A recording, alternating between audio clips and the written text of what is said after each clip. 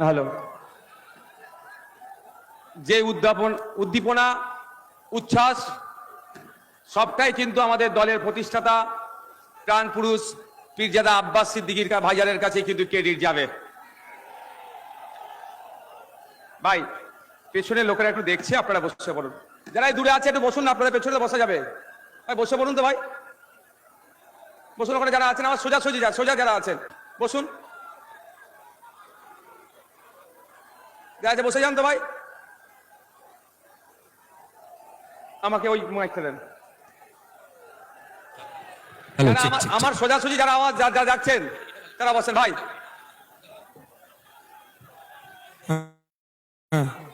না থাক থাক থাক। এই ভাই মিডিয়ার বন্ধুদের সাথে কেউ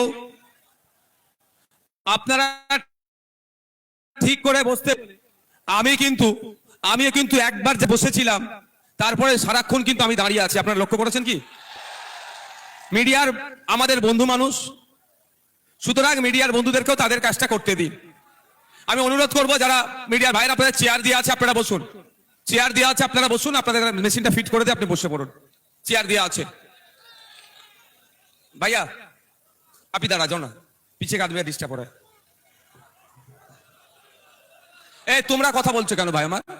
আপনি চলে আসেন না, জায়গা আছে বসে, চেয়ার দিচ্ছে। এই না এই একটা চেয়ার দাও তো, একটা চেয়ার দাও তো, একটা চেয়ার দাও, একটা চেয়ার আনতে পারছো না? साहब आप आ जाइए, चेयरটা দিয়ে দাও ভাই, দাও। এ ভাই আপনার হয়েছে, আপনি বসেন না। আমি 10 মিনিট টাইম নেবো আপনাদের কাছে। কারো অসুবিধা আছে?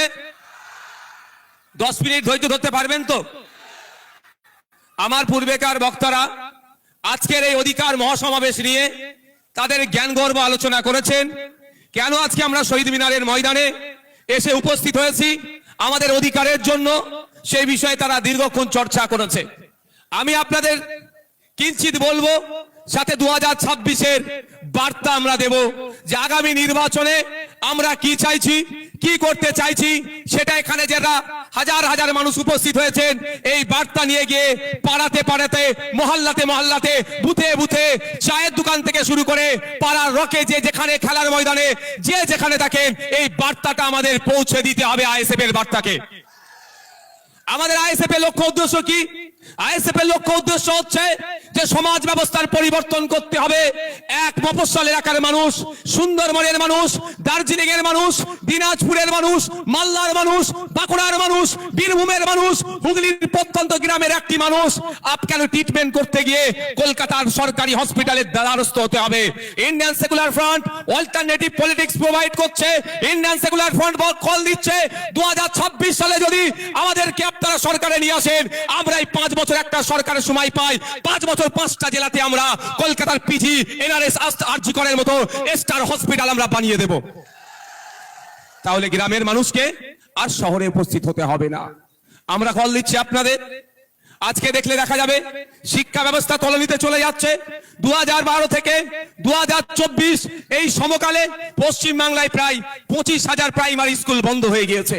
আজকে আমরা এই মঞ্চ থেকে ঘোষণা দিচ্ছি, শুধু বন্ধ হয়ে যাওয়া স্কুলগুলো চালু করা নয়, নতুন নতুন শিক্ষা প্রতিষ্ঠান হবে, কলেজ তৈরি হবে, নতুন নতুন শিক্ষা প্রতিষ্ঠান হবে, কলেজ তৈরি হবে, সাথে সাথে ইউনিভার্সিটিও তৈরি হবে। দুর্ভাগ্য আমাদের মুর্শিদাবাদ জেলা সারা ভারতবর্ষের পিছিয়ে থাকা জেলাগুলোর মধ্যে যদি আমরা খোঁজ করি একটা জেলা পাবো, মুর্শিদাবাদ জেলা। সেই জেলাতে এখনো পর্যন্ত একটা ফুল ফ্লেজের ইউনিভার্সিটি দেখতে পাচ্ছি না। আমরা শুধু মুর্শিদাবাদ জেলা নয়, 10 লক্ষ 20 লক্ষ মানুষের গড়ে প্রতিটা জায়গায় আমরা সেই ইউনিভার্সিটি তৈরি করব। উচ্চ শিক্ষায় শিক্ষিত যাতে হতে পারে আমাদের সমাজের ছেলেরা, তার ব্যবস্থা আমরা করব যদি 2026 সালে বাংলার মানুষ আমাদেরকে সুযোগ দেয়। আপনাদের জানিয়ে রাখি, আজকের রাজ্য সরকার যে বিচারিতা করছে সংখ্যালঘুদের সাথে, দলিতের সাথে, আদিবাসীর সাথে, সেই বঞ্চনা থেকে আমরা অবসান ঘটাবো। हमारे यहाँ पे प्यारे, हमारा सबका प्यारा बाबा साहेब अम्बेडकर जी का उनका 3rd जनरेशन प्रकाश अम्बेडकर जी एसएचए ने। हम आपको बोलना चाहते हैं, बंगाल में जो अभी सरकार चल रहा है सिर्फ नाम का सरकार चल रहा है, आखिर में सर्कस चला रहा है। क्योंकि यहाँ पे यहाँ पे 100 पॉइंट रोस्टर के अनुसार से 22% दलित को जॉब मिलना चाहिए, लेकिन ऑफिशियल ये लोग 22% दलित को जॉब दे रहा है, लेकिन उसमें से 10% असली दलित नहीं है। फेक सर्टिफिकेट डाल के दलित का जहाँ है ये सरकार छीनना चाहते हैं। हम लोग का लड़ाई है 22% असली जो दलित है उनको जॉब मिले, वही लड़ाई हम लोगों का है। यहाँ पे 6% रिजर्वेशन है एसटी कम्युनिटी के लिए।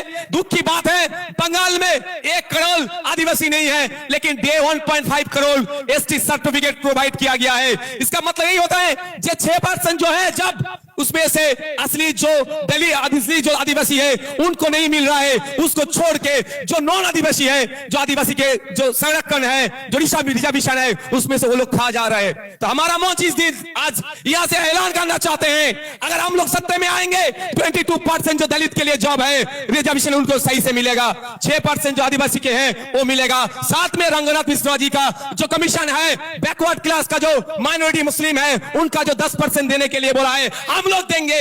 100টা চাকরি হলে 10টা অনগ্রসর মুসলমান চাকরি পাবে, 22টা দলিত চাকরি পাবে, 6 জন আদিবাসী পাবে প্রকৃত। এর ব্যবস্থা আমরা করব যদি 2026 সালে আমাদেরকে নিয়ে আসা হয়, আমরা করব। আমরা এই মঞ্চ থেকে কি বলছি, আমাদের অধিকার পরিযায়ী শ্রমিকের অধিকার।